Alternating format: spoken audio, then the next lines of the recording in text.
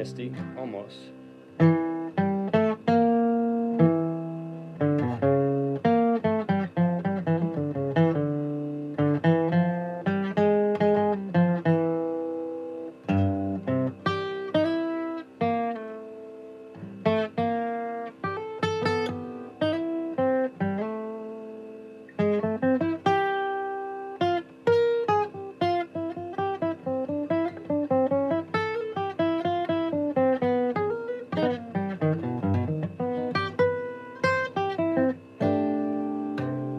Like that.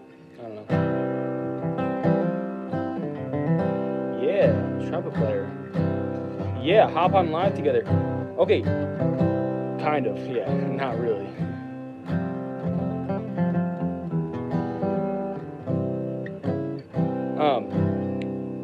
But here's the thing. What's the latency on this YouTube live stuff, right?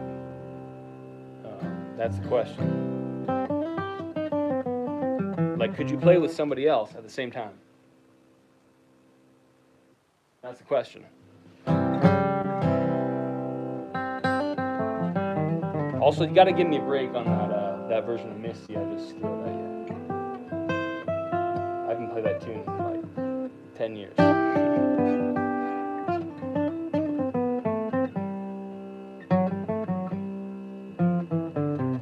Oh yeah.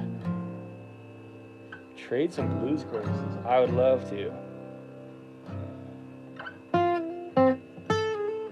Something like that, right?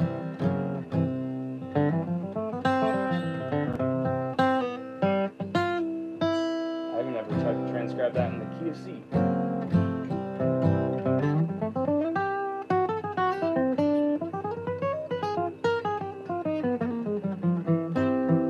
Who else is out there? Got some questions.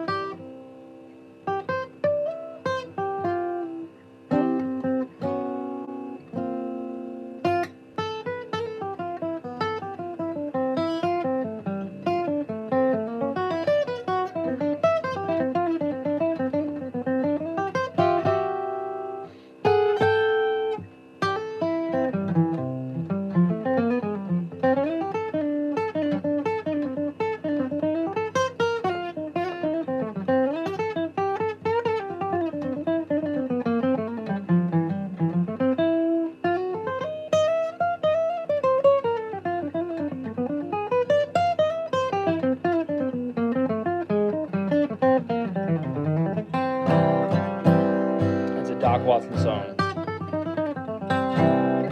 You can say that as long as you end it.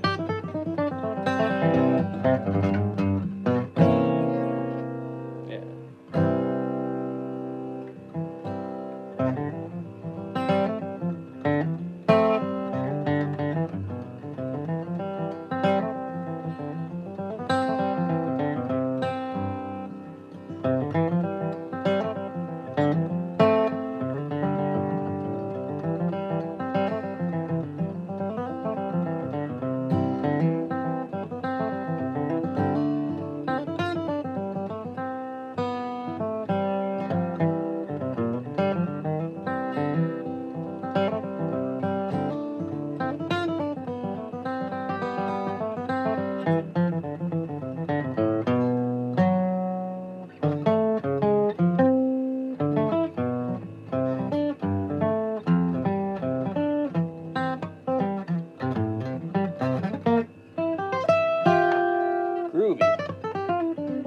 I'm glad you feel that way.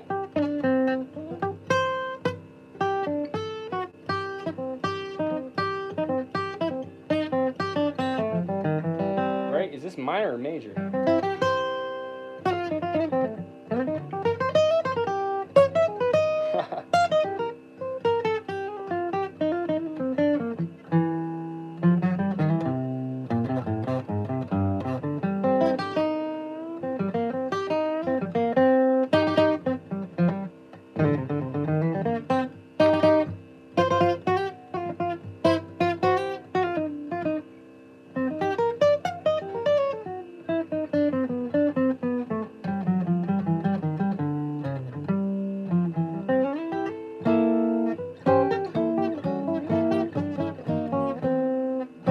Okay, who's got some questions about flat picking?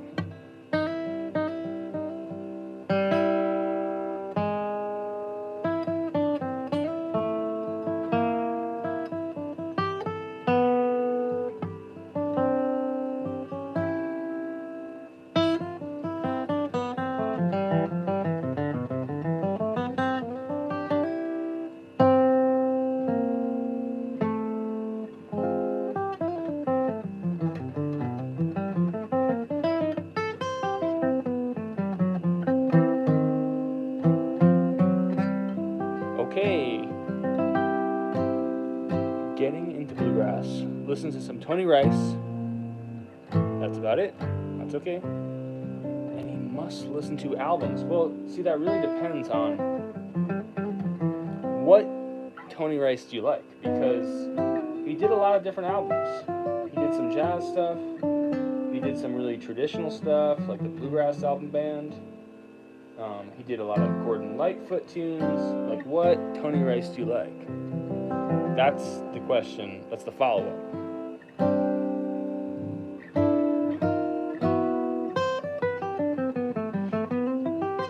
And that will help me tailor a response. While you're typing, John, any go-to warm-up routines?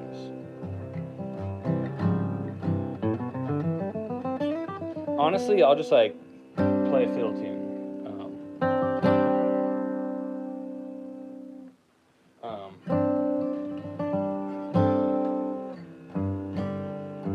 Or just, do some scales.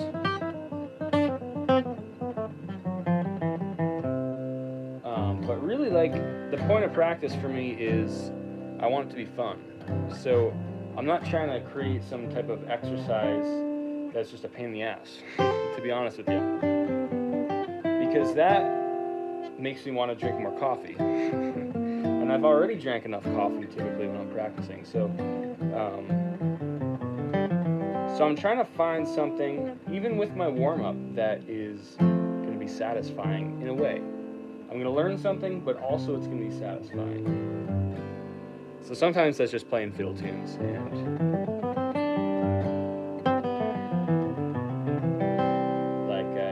something simple, something easy, something I know I can do, something I don't have to think about, something that's muscle memory and I can just enjoy. Okay, now the questions are rolling in. This is what I like to see, everybody. Keep them coming. It's fun. Okay, so just a follow-up on the question before about I got into bluegrass, but I really got into Tony Rice. So what else should I listen to next? And I was like, well, what Tony Rice are you listening to? And then the follow-up was, I think all types, but my favorite is probably the more traditional gospel. I really like the Skaggs and Rice record. Yeah, that record is ridiculous. It's just like such a perfect match. You should check out Tone Poems. So if you like the duo Skaggs and Rice, you might like Tone Poems, which is Tony Rice and David Grisman, if you haven't heard that one. And I think the premise of the album, it's a concept album in a way. The premise of the album is that they got all these old instruments, these priceless instruments. And by priceless, I mean pricey instruments. And like came up with a different like old time kind of turn of the century tune for each one of these instruments. And it's all about tone. And there's no singing, so you might not like it as much as Skaggs and Rice, because there's, that's some of the best singing in terms of bluegrass you could possibly find. But it really exhibits and showcases just some really great music. So, Tone Poems, David Grisman, Tony Rice. I'm trying to think of other great singing records. There's so many, but really nothing compares to that Rice and Skaggs record. Okay, let's get some more of these questions. What was or is your go-to practice routine? Cross-picking exercises. You know, it really depends. Like, all of my practice is based on what I want to accomplish. And so, you know, if I want to accomplish being able to play this lick really fast because I know I have a gig, I'll just drill that lick, you know? So the point is that practice is based on what your goal, what your intent is. And it's really important to think of practice like that. Even if you only have 10 minutes to practice, you know? What is the point of this, right? Not to say I'm going to necessarily accomplish it in one go, but just to set out with a little bit more intention. So to answer, long way roundabout question, answer to your question, what do I practice? What's my go-to practice? Well, again, it just depends on what I'm practicing for. That's the answer to your question. Maybe you have a follow-up after that. After that non-answer, maybe you have a follow-up. Love to do that. Love to give non-answers to good questions. Okay, what else we got? Do you need a dreadnought for bluegrass? Now, this is just my opinion. You should play the instrument that you feel most comfortable on. And what I mean by that is, like these Martins, some of these dreadnoughts, like the scale, the string spacing, it's tough. It can be tough on the hands. You know, I think dreadnought is the standard, and that's for good reason, because they project, they have the volume. But there's no rules here, right? There's no one who's going to say, well, you can't play bluegrass because that's not a dreadnought. So, you know, some of the best bluegrass players I know, I've heard, don't play on dreadnoughts all the time. Like, great musician, Grant Gordy. I think he plays on a double O, right? Some great musicians do play on dreadnoughts, that's for sure. And again, like I said, that's for good reason. But short answer to your question is no, there's no rule. You don't have to play a dreadnought. I'm just restarting this drone. It's kind of this nice backdrop to this practice session / Q&A.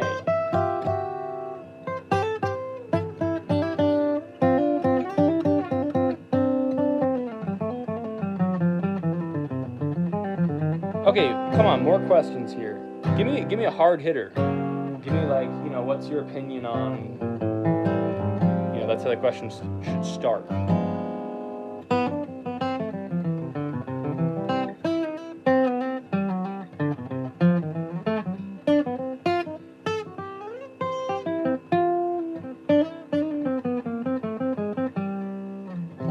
Or else I'm gonna have to play a tune.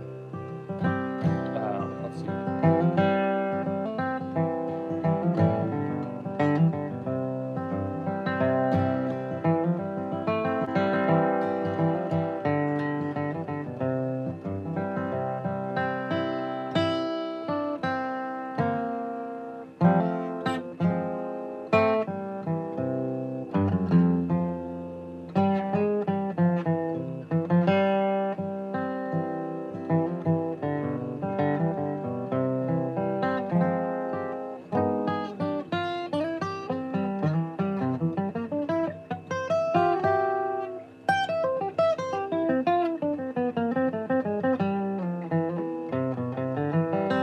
Okay.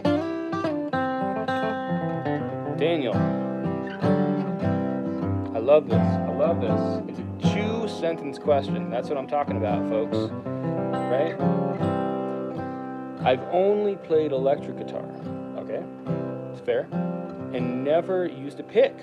Wild. Never used a pick on an electric guitar. So you're doing some Wes Montgomery thumb octaves and stuff, right? But I'm really getting into bluegrass music. Love to hear it. Are there any bluegrass guitarists that play with fingers only that I can study? And that is a great question. And to tell you the truth, I don't really know of any like strictly bluegrass guitarists who just use their thumb. And it's flat picking, right? So that's the thing with bluegrass, is that there's kind of this premium put on playing with a pick, and you don't really see that often. And part of that is functional in terms of a bluegrass band, right? Because if I was playing with my thumb, I don't know if you've ever played with a banjo or a fiddle player, but even unplugged, those instruments are incredibly loud, right? And when you're standing in a circle and you're playing with those instruments, banjo, fiddle, dobro, mandolin even, projects. And even with this D18, it doesn't really project, and it can be really, really difficult, even more difficult when you're playing with your thumb. So not to totally burst your bubble, but I think there's a little bit of a functional reason why you don't really see that. However, if you look back at the history of bluegrass, you'll notice that one of the masters, one of the OGs, old guys of bluegrass, who's not around anymore, Earl Scruggs, who was in the original Bill Monroe Bluegrass Boys, he played with a thumb pick. He didn't play with a flat pick. And so I know it's not what you're asking, but there is a precedent very early on for playing with a thumb pick. And then after that, I just say, go check out Tommy Emmanuel if you haven't already, which you probably have. Again, thumb pick, but he can hang with the best bluegrass players. But yeah, it's not really very common to play bluegrass without a flat pick. Not to say you shouldn't try and you shouldn't have fun with that, because I bet there's a whole world of possibility. But hope that answers the question. Okay, hell yeah, bro. Love that comment. One of the best comments I've received today.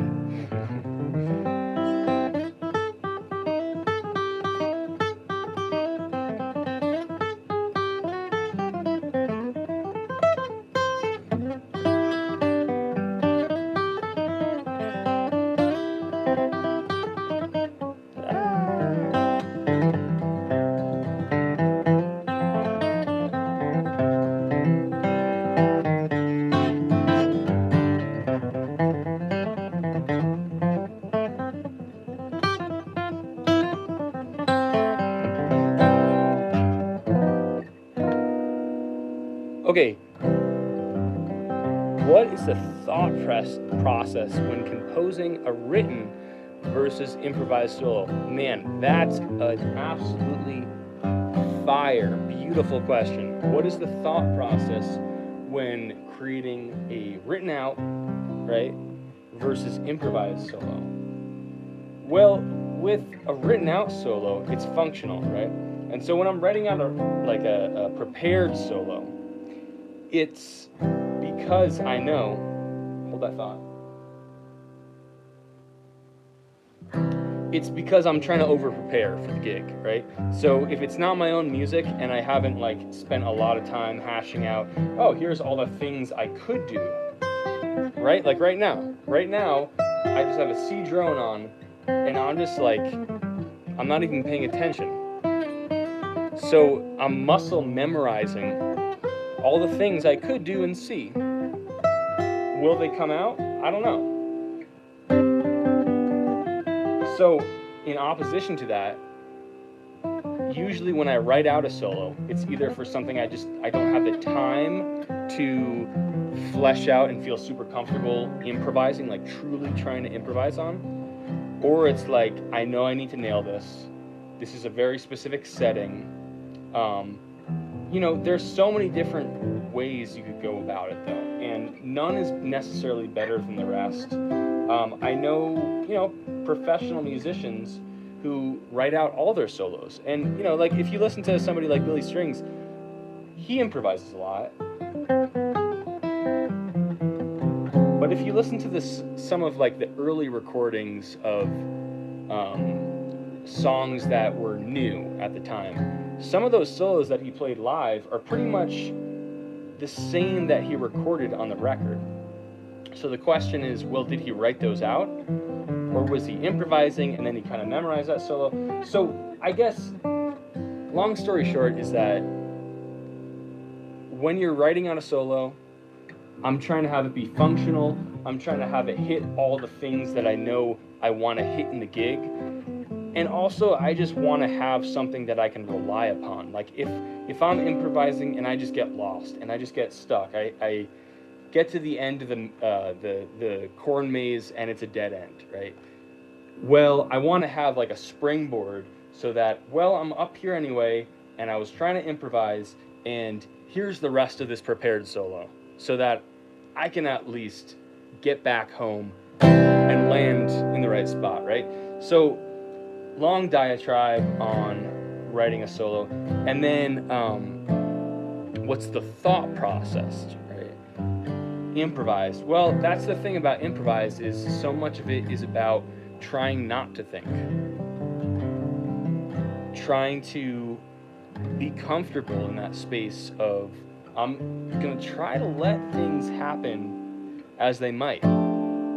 And the big secret, I think, with this whole thing of improvising, I don't know what your familiarity is with improvising, or like where you're at on your musical journey, so don't take this the wrong way. I'm not trying to talk down, I just don't know where you're at. But like, for me, the big thing with improvising is that improvising isn't as improvised as most people think it is, right? It's not coming from nowhere. Improvising is drawing on the well, this pool of information that you have, that you've practiced. And it's not coming from just this divine source of nothing. It might be, hopefully it's coming from a divine source, that's the goal, but it's not coming from nothing, it's coming from things you practiced. And so part of the fun of improvising, I think, is allowing yourself to just like be spontaneous and be okay with messing up, really, at the end of the day. So maybe that's the biggest difference between writing out a solo and improvising, is in one context, you really want to nail it. You really want to get it right, and you wrote it out, and you're trying to get it right. And in the other context, you might mess up, right? In the pursuit of trying to play something that is fluid, and you've practiced, but you didn't practice that specific thing for the set, right? I don't know if that answers the question.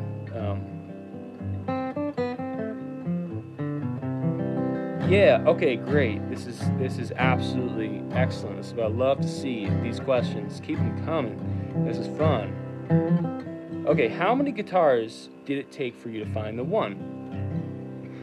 That's a funny question. I don't know, because this Martin is really, I love it. It sounds so good, but full disclosure, like it's not easy to play. Like I mentioned before, the string spacing is a little bit, like, my hands aren't giant. Like some people, they're not small. But I have thought before, like, man, if I could like maybe make the nut a little bit smaller up here, you know, maybe that would help with my hands. And you know, I played this Santa Cruz when I was in Raleigh, and I was at international at the Bluegrass Conference, IBMA, and that I played some guitars where I felt like, oh, this one just has this magical feeling, but I don't have the funds to make that happen at the time. So for now, this is the one, but I think you're onto something, right? Like, in order to figure out what you like with guitars, it's funny, you don't just know. You've got to play as many guitars. So I would say, go to music shops. You don't have to buy a new guitar, but like, try out different guitars, because your personal preference is your personal preference. And at the end of the day, what I've realized about flatpicking is like this machoism thing about like, oh, you have to play a dreadnought, it has to hurt, you know, like that's just not true. You need to find an instrument that allows you to play with ease. Like, that's just the truth. And there's no like power trip about it. It's just about the music at the end of the day. Okay. So the pick is almost used to be louder. Absolutely it is, right? Check out how loud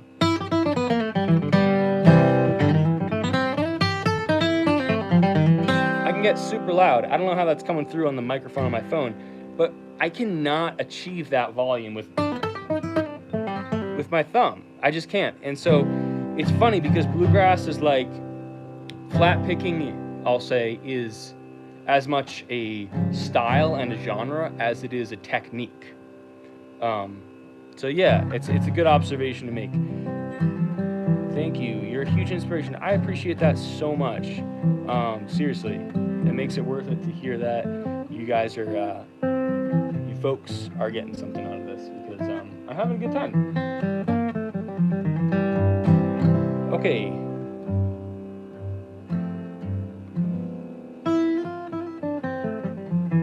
My top, yeah, kind words. Thank you.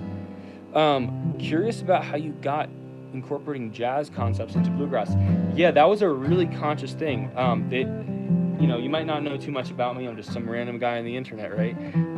But I came to bluegrass like pretty late in life. Whatever that means, time is relative. But from my own, judgmental vision, I feel like it was late in life. I didn't get into bluegrass until 5 or so years ago, and I'm 29 now. So what? 24, and I had a whole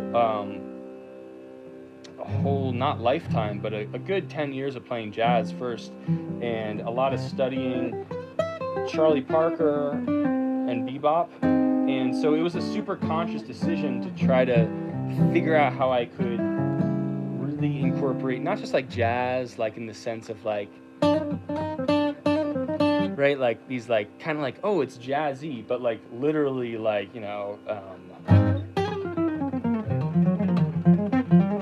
like bebop stuff. Like, how can you use the bebop language and then like play it with a bluegrass technique? Because like I said, flat picking is as much a genre as it is a technique, and it's not super easy to be really proficient in that with like jazz techniques. And I'll say my jazz technique when I was playing it was just minimal. Like I never thought of technique how I picked, right? Because it was electric, and so the electricity was responsible for projecting. So it was a pretty conscious decision and process of like 4 or 5 years of just being like, I think the biggest thing for me was realizing how deeply connected bluegrass was to jazz, even though people don't want to say that outwardly, right? Like, that's not the first thing you want to say about bluegrass is, oh, it's just like, it's connected to jazz. But it really is, because it's American music, which is connected to, Delta blues and bebop and New Orleans and black musicians and all that stuff in such a cool way. And so I think realizing that gave me permission to pursue it, right? It's just about like, are you willing to pursue that, right? And take a kind of stupid idea. I'm not saying I'm the first person or I'm like a pioneer, but I was afraid to do it at first. And so I think that realizing that there's this lineage with bluegrass and Western swing and turn of the century music and Charlie Parker, bebop. That's kind of and then really just have fun with it. That's kind of the point. Okay, what picks do you use? Right now I use all different types of picks. The one I like the most is, I don't know if you can see that. It's not going to focus, is it? It's a Blue Chip TAD3R60 RB. And so if you don't know, Blue Chip is like just the leader in terms of flat picks these days for bluegrass. Matthew Goins, what a great person. I met him past September at IBMA at the Bluegrass Conference. Yes, there is such a thing.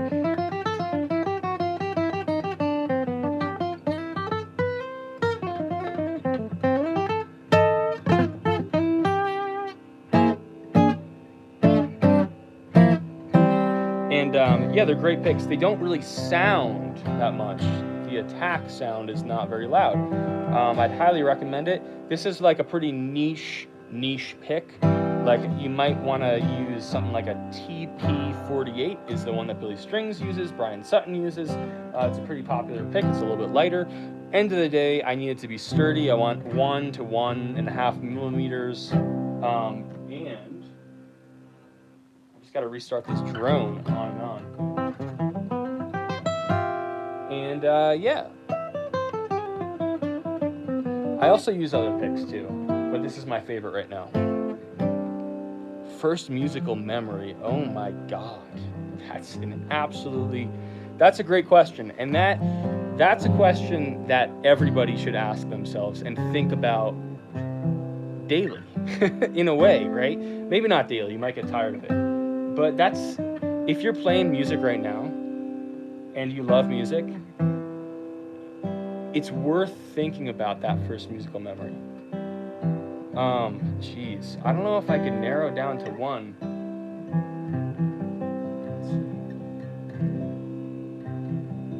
It's hard.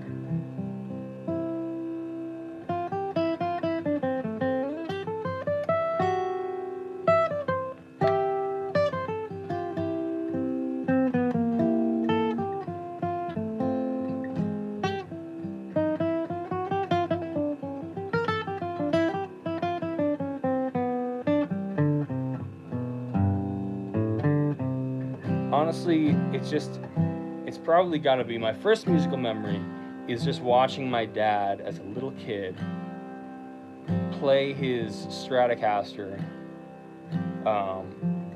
And I spent a lot of time with my dad as a kid, just me and my dad. My parents weren't together for a long time as a kid, and that's besides the point, but just watching him have so much joy playing over like Stormy Monday, Allman Brothers, and just like, you know,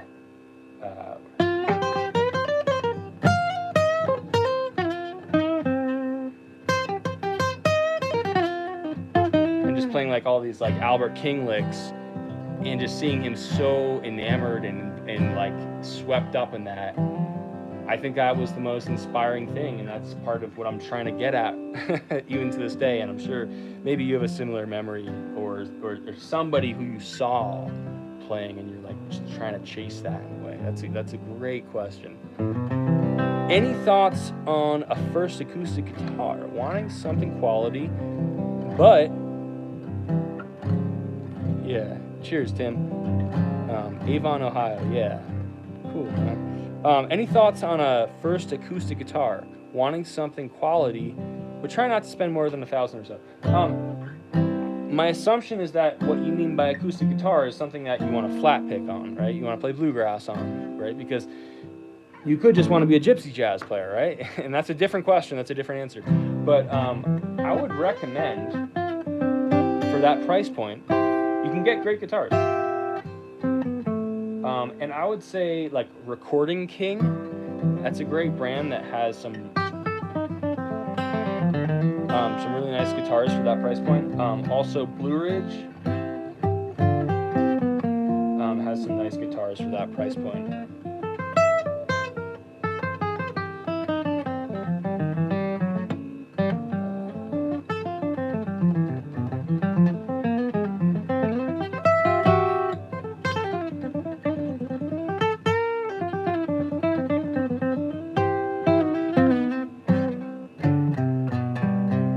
Or what made you love bluegrass?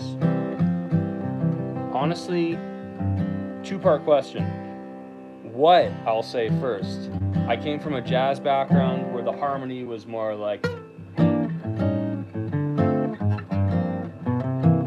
right, like all these 2-5-1s, all these crazy things going on, so much to keep track of. And I think there's this beauty and simplicity of bluegrass. This like diatonic nature of it. And one of my favorite guitar players is electric guitar players is Bill Frisell, and I feel like a lot of his stuff is like this profound simplicity.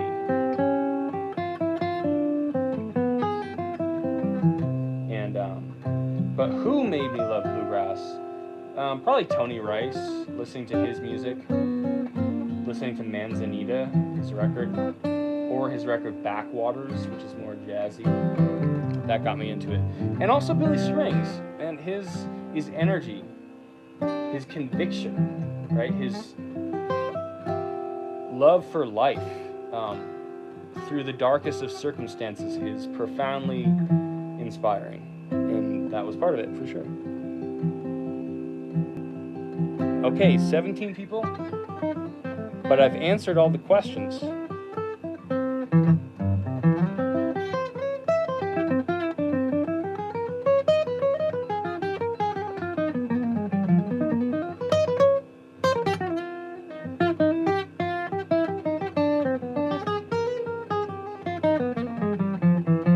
Oh, have you ever a Boucher? Boucher?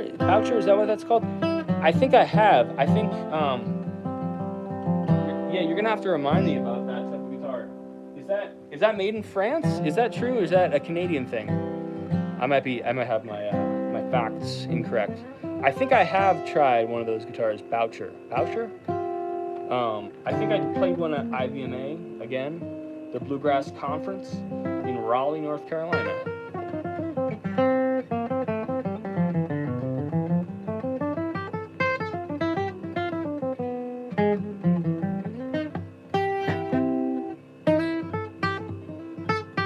Can you play Dust in a Baggie?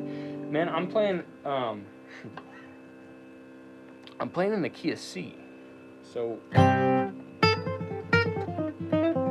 something like that.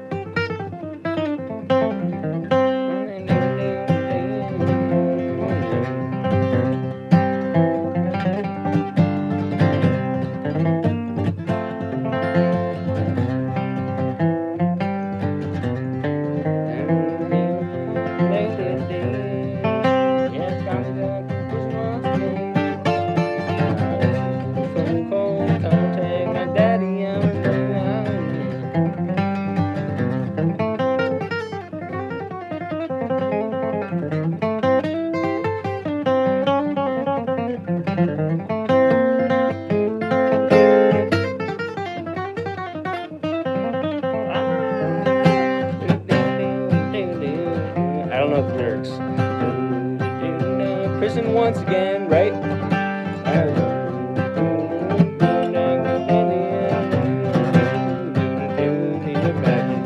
This life scene has got me in.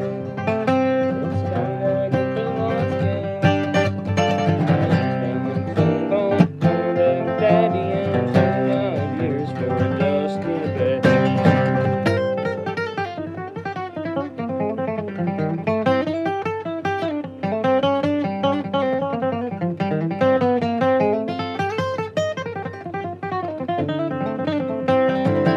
Life soon has got me in. It's got me back to prison once again. Used only phone call contact when Daddy I got 20 long years for dust. Something like that, right? That's how that song goes. I bet no one has played that in the key of C before. I challenge Billy Strings to a 1v1 playing that in the key of C. I'm screwed in that situation.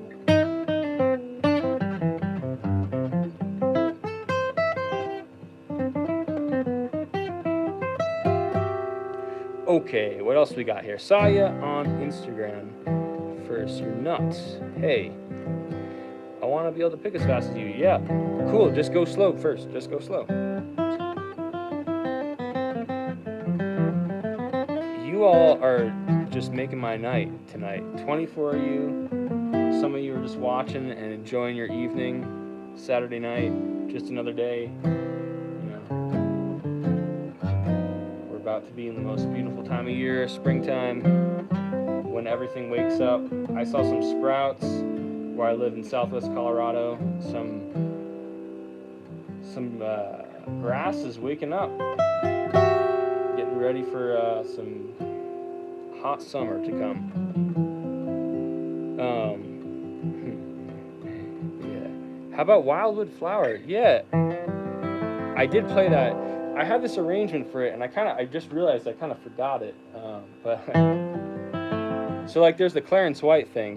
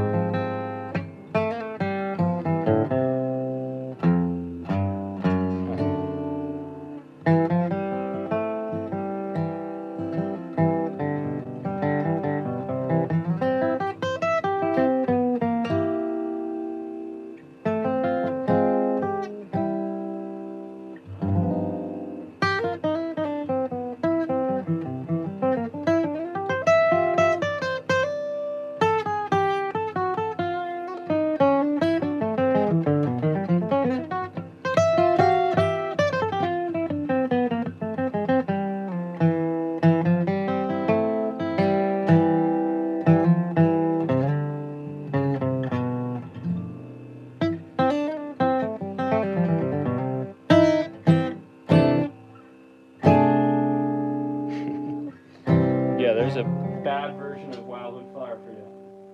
That's what you get for requesting stuff.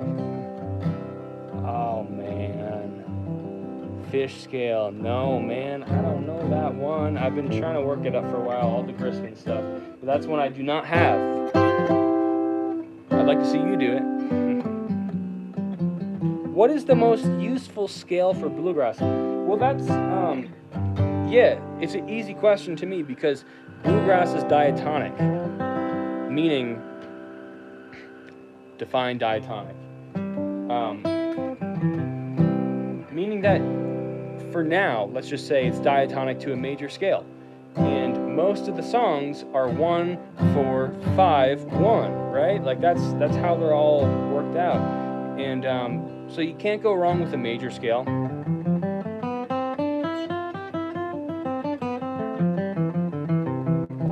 Okay. You can't go wrong with a major pentatonic scale. You can't go wrong with a minor pentatonic scale, which I'm sure you know. Usually people know this one. And you can't go wrong with learning the language. I had somebody ask me the other day, when I'm playing this Doc Watson thing, they were like, oh, what is that E flat doing in the key of C? And I was like, well, and I think they wanted like a theoretical explanation. I'm like, just listen to some Doc Watson. I mean, it's just a half step below, and you can like put a half step below anything. But they were like, that's not right. That shouldn't be in there. But like, it's cool though, right? So at the end of the day, just like listen to as much as you possibly can. That's really the best tip. Just like totally overload your system and listen to as much as possible. Do you have a preference for best wildwood flower ever? That was awesome. Come on, that's not true. That's objectively not true. I appreciate the compliment. That was not the best wildwood flower ever. That was an okay version. Some would say it was not right. Preference for strings. I do. I have a preference for strings. I want to let everybody know first, though, I'm only going to be here for 10 more minutes. Right? So if you have a burning question, get it queued up. Because I go off on diatribes sometimes. I do have a preference for strings. The ones I'm using right now are D'Addario, as you might say, XS. It's the white branded, like they're in white packaging, mediums. So the E string is a 13, is what medium means. And I'll tell you what, I put these strings on in November, right? And I'm picking pretty hard, right? Right, that's pretty loud, that's pretty obnoxious. I have not ever broken a set of these D'Addario XS's. I put these on in November. I've gigged with these. They're worn down. They sound dead, but it's just right. And I haven't broken any of these strings ever. And it's wild. At this point, I'm trying to break these strings. Like sometimes before I put my guitar in my case, I'm just like I attempt to break the string and it will not break. It's incredible. So yeah, they're pretty nice. I do not like how they sound the first week or so. Not a fan. It takes about a week and a half, almost 2 weeks for them to deaden.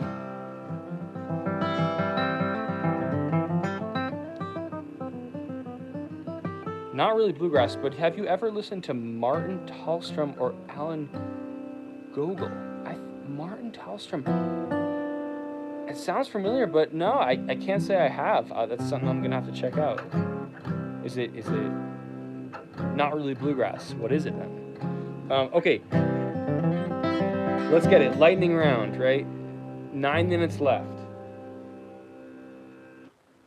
I'll put on that drone for one more time.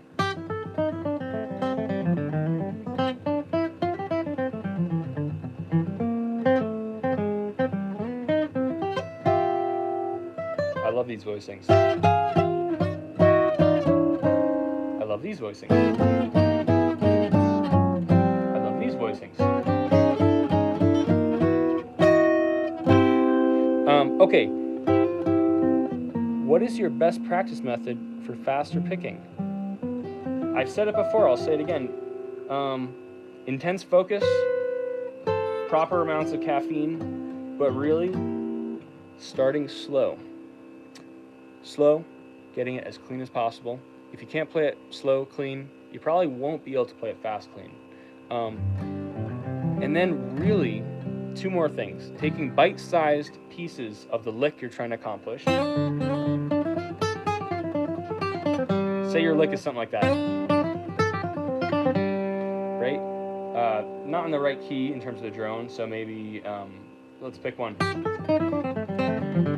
Since we were talking about this Doc Watson lick.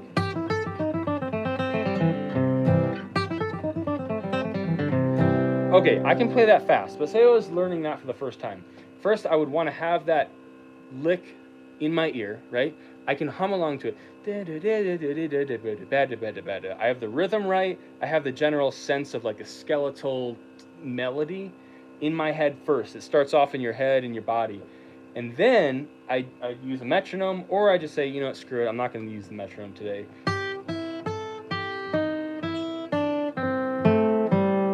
And I play it really slow. And, you know, maybe I've developed this over the last couple of years, but like, I know when I'm learning something and when I'm just moving my fingers, right? I'm not just trying to move my fingers, I'm trying to learn it. And I know how many times it takes for it to really click. So part of it is like, you have to set up the environment to allow yourself to play the same shit over and over again, so it's repetitive. Because we're trying to get reps, we're trying to get muscle memory. The thing about muscle memory is sometimes you got to give yourself grace, because you could rep it 100 times. You still might not have it. And then this thing happens where you go to sleep, and the next day sometimes you're able to play it. So basically, at the end of the day, all my advice turns to just don't give up on it. Do it a million times. That's normal. It's super normal to do this stuff to the point of, wow, my significant other is like, you need to stop playing the same thing over and over for the last hour. Like, that's honestly what it takes sometimes. Okay, I love this. I love this. Okay, I got 5 minutes. Lightning round, let's go. Elixirs are nice. XS, yes. Okay, elixirs are nice too, but pricey. They're about the same price as the XS, honestly. And I'm not gonna lie, I like the XS a little bit longer because I never break them. I have a friend who uses elixirs every single time. Every single time I see him play live, he breaks those strings. You know, I've never broken a set of these XS. Okay, just hopping on, man. Just want to say keep it up. Love to see your videos pop on my feed. Much respect. Thank you, Alex. I will also say that you do have one of the best names in the world, and just a lot of respect to you for having such a cool name, Alex. I appreciate that. Both incredible artists. Check them out. I will check them out. Yeah, excellent. Coming from coming from a jazz background, do you find yourself trying to stay away from closed position licks or trying to incorporate them more? This is a question. This is a good question right here. Because that's the thing, right? Like I've been saying on this live, flat picking to me is almost as much of a genre as it is a technique. And so with this technique, not only is it a technique, but to backtrack, this genre is one where the expectation for guitar is you're playing chords right here, right? This is how you're accompanying. You're not going up the neck, really, to accompany.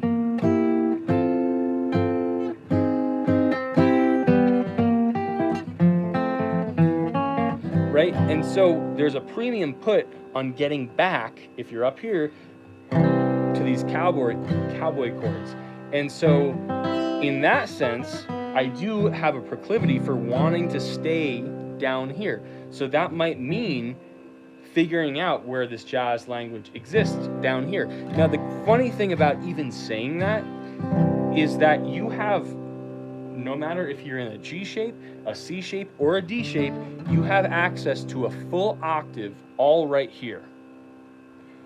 So any jazz language you have, you even have access to 2 octaves right here.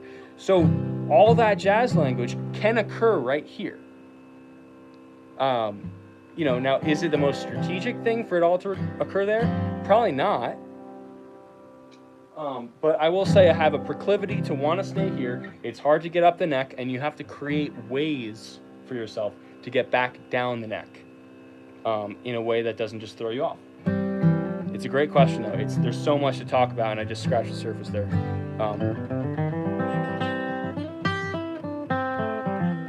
Closed position. Yeah, that's what I mean by closed position, right? Closed position is like any position that is an open position. I don't make a active decision to stay away from it. I try to get to it. I will just say that there's a stress to then get back here, and you need to overcome that. You need to figure out how to overcome that. Okay, a couple more. We got time for like 3 questions here, maybe just 2.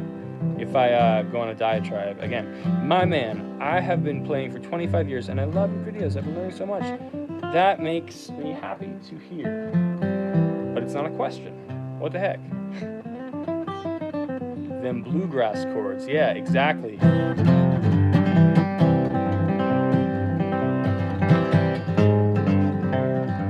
Is this a bluegrass chord?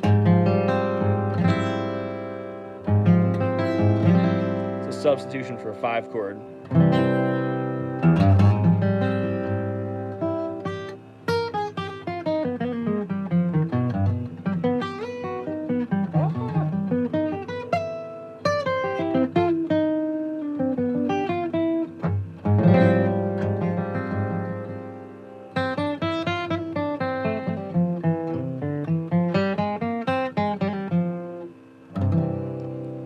Okay. Do I have a favorite pick? I already answered that question, buddy. I'm just kidding. I'm not kidding. Yeah, blue chip picks.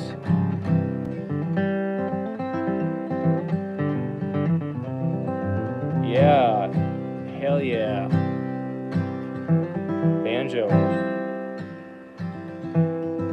Yeah, below the 5th fret for sure. Yeah, I mean, you know, there's something to be said for just hanging out down here and just grooving, right? With whatever instrument you have. There's no point in getting up here if you can't groove down here. That's kind of first and foremost for me.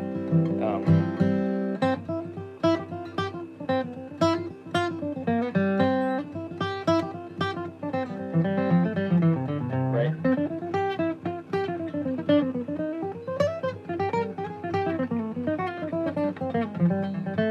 Did you notice right there? How did I get back? I just did some stupid... That's why jazz is helpful in the bluegrass setting. It might free you up. Okay.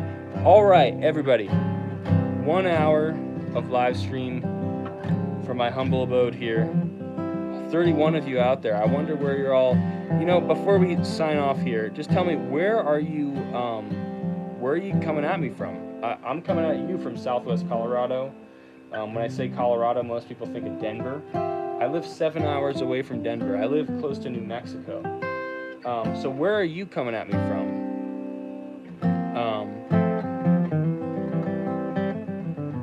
No money above the 5th fret. Yeah, just, you know, signing off. Tell me where you're coming at me from. And England. Yeah, Lebanon, PA. What's up? Las Vegas, no way. I love to hear that. Virginia, that's what I'm talking about. Long Island? I have a lot of family in Long Island. A lot of family in Stony Brook. In fact, most of my family is actually from Long Island. Fun fact. So cheers to you, Sean. 20 minutes from Hershey, PA. Hershey Park. Went there for high school vacations, or vacations, what you call it? Northeast Ohio. Ohio is being represented a lot out here. Seems like you guys got a good thing out there. KCMO. Thank you for specifying which KC, which state of the city of KC you are in. I love to hear it. Yeah, and you're the banjo player, I believe. Lots of good music in KC. Florida.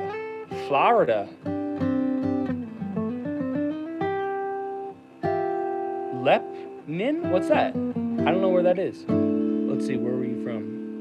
20 minutes from Hershey. Okay, gotcha. PA. I just graduated from Stony Brook. Yeah, my dad went to Stony Brook back in the day.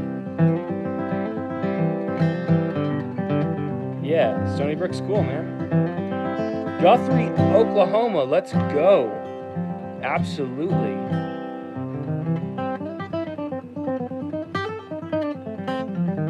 What's that?